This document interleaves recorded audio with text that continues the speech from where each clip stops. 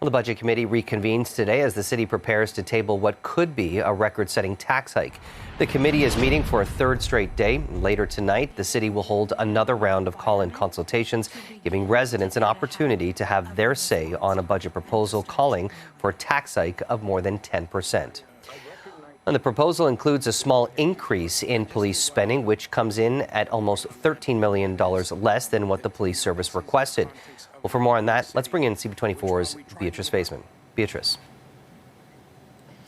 Jamie, the chief delivering some pretty strong words here this morning in front of the Budget Committee, going through why he says and believes the Toronto Police Service needed that initial $20 million that not only they asked for, but that was approved unanimously by the Toronto Police Services Board, which, by the way, has 3 city councillors on that board as well. And so the chief today saying that without the full $20 million, he cannot provide adequate policing to the residents of the city of Toronto.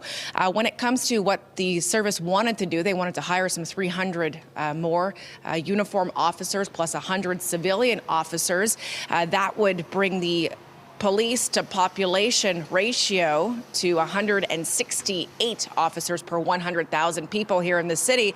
The chief and his CAO here this morning arguing that is far below the vast majority of other major municipalities in North America, including places like Chicago, and D.C., New York, Los Angeles, and London, England as well. And so one of the key concerns here from the chief today is not only the fact that crimes have been going up, but he talked to the fact that there's more auto thefts, carjackings, hate crimes, other violent crimes happening here in the city. The response time is something that he says he finds especially troubling based on lack of resources. He says that right now there is 60% of the time where there is not a unit available to respond to a priority 1 call here in the city, saying that right now the wait times are the longest they've ever been and that they are 22 minutes here in the city of Toronto. Here's a bit from the chief's speech to council here this morning. Despite months of staff-to-staff discussions, we learned at the 11th hour that the city plans to reduce our budget by more than half of our required amount needed to avoid further degradation of policing in this city. A $12.6 million cut will create unacceptable risk and imperil the service's ability to ensure public safety, to offer community policing, and to proactively patrol the city. In short, to provide adequate and effective policing to the people of Toronto, your constituents. And so certainly critics, Jamie, say that the chief's words, like the ones you just heard, play into fear-mongering here in the city. But generally, the Toronto Police Service gets about a 2% increase to its budget every year, kind of goes along with inflation. This year, the chief says they asked for 1.7%, and they didn't get that. And so the comments just wrapped up a couple of minutes ago, and now we're seeing for the first time city councillors and staff members here at Budget Committee will have a chance to ask questions from the chief, and certainly we'll be trying to talk to the chief once this meeting is concluded as well, Jamie. Thank you very much, Beatrice. So right now, Toronto Police Chief Myron Demkiw is addressing the city's Budget Committee, and he's speaking with Councillor Brad Bradford. Let's listen in. The challenges we're facing.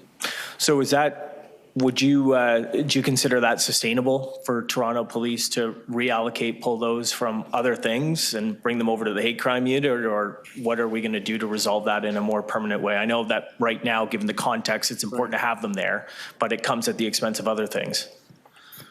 Through you, Madam Chair. So part of this budget has 110 resources, given the very big critical vacancies in other investigative areas as a result of this redeployment. So other things So critical vacancies in other areas as a result of this redeployment, yes, which I think all of us would agree is pretty important to do, but it exposes us to critical vacancies elsewhere. Yes.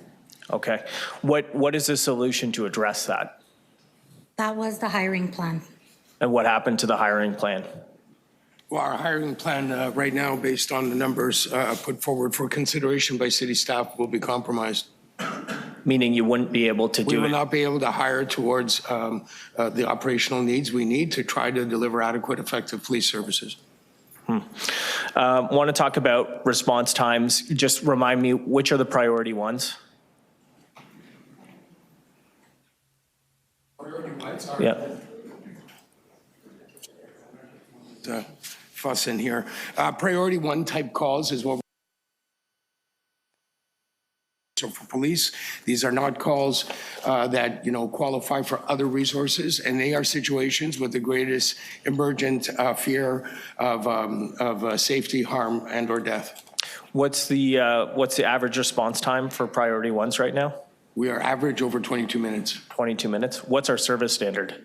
The standard established by the board many years ago was 6 minutes. 6 minutes. So when was the last time we were hitting our service standard of 6 minutes? I cannot recall the last time that was the case, Councillor. Okay. You've been with the police for a while. I've been with the police 34 years, sir. Okay. Cop to pop ratio, something that people talk about, imperfect, I understand as a metric, but I see that that's gone from 208 in 2010 to 163 in 2022. That's a 20% decline. What kind of an impact does that have in our neighborhoods? How do people see and feel that? So part of that is directly translated to our actual metrics. It is the 22-minute response time. It is the fact that 60% of the time a car is not available, and they're waiting 10 minutes for priority 1 just to have a car available, plus the 10, 12-minute drive time. It is also a community sentiment. I'd additionally add that it caused us a couple years ago to collapse our community response units across the city. We only maintain 3 out of 16 divisions. It's also making it very, quite frankly, we cannot continue any further expansion of neighborhood community officer program. So I probably only get one last question here, I'm sure, but the Police Service Board approved budget. What steps were you taking in that budget, which has since been cut, to address that?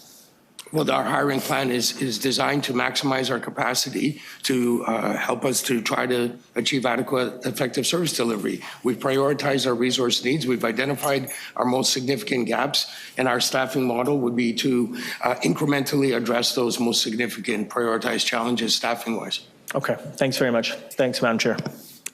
Thank you. We've been listening to Councillor Brad Bradford along with Toronto Police Chief Myron Demkiw.